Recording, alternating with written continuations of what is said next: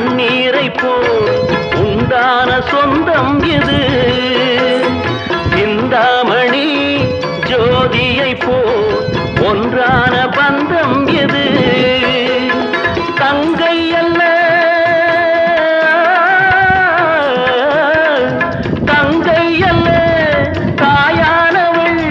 கோடி பாடல் நான் பாட பொருளானாள் ஒரு தங்க ரதத்தில் பொன் மஞ்சள் நிலவு ஒரு தங்க ரதத்தில் பொன் மஞ்சள் நிலவு